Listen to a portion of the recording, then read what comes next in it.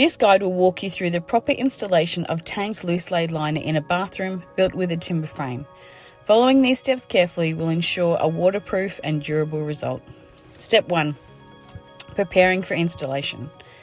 The liner should be installed after the bathroom floor sheets have been laid, but before the wall framing is covered. Cut out the puddle flange opening in the floor, ensuring it is recessed slightly wider than the flange, so the liner can wrap underneath. Do not install the plumbing flanges until after the liner is in place. Step 2.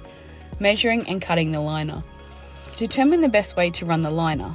The liner is 3.66 metres or 12 feet wide and can be cut at any length needed. Avoid joins wherever possible. If your bathroom is wider than 3.4 metres in both directions, a join is required, but it should never be in the shower recess. If only one dimension exceeds 3.4, orient the liner according to avoid the need for a join.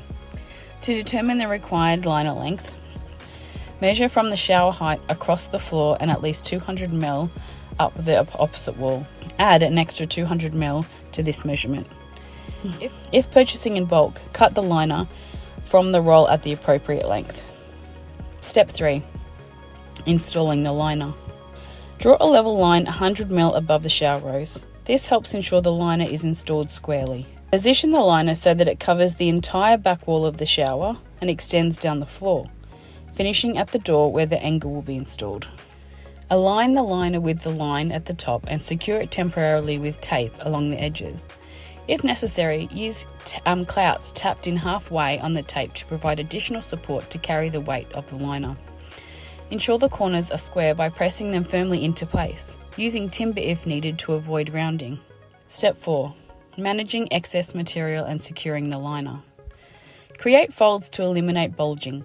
Ensure they remain at least 200 ml above the finished tile height. Tape the folds securely in place. Once the liner is positioned correctly, secure it with clouts at the very top. Do not install clouts in the 200 ml base of the wall before the floor. Step 5. Cutting and sealing penetrations. Cut out plumbing penetrations, then seal around them.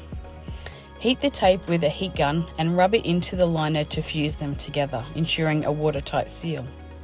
Install the puddle flange, applying polyurethane sealant to the outside to create a secure seal.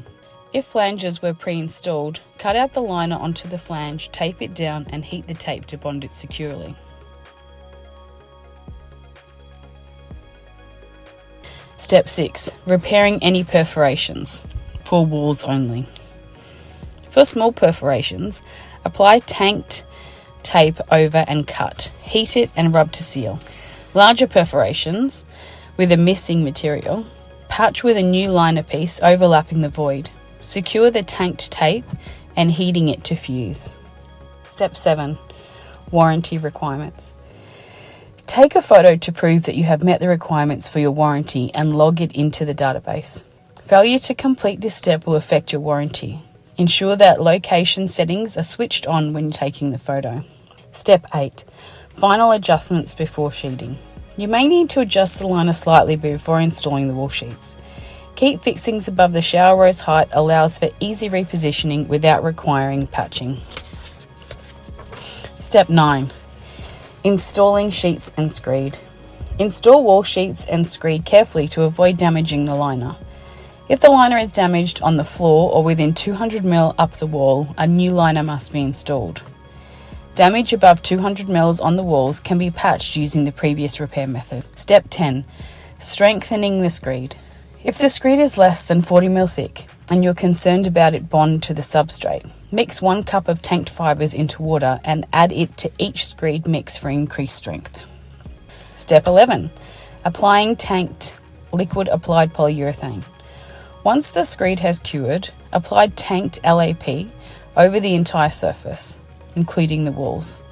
This final layer prevents water from soaking into the screed or sheeting, ensuring that any water that passes through the grout will flow along the membrane towards the drain. How to join liners together. Joins in the floor. Joints in the floor will only be permitted if the 3.6 metre width is not sufficient to cover the entire floor area without a join. Measure the two liners that you are joining to become one and ensure there is a 200 mm overlap. Tape the joint and heat and rub to fuse together on both sides of the liner. This joint should be put as far away from the shower as possible and is not permitted to be installed in the shower recess.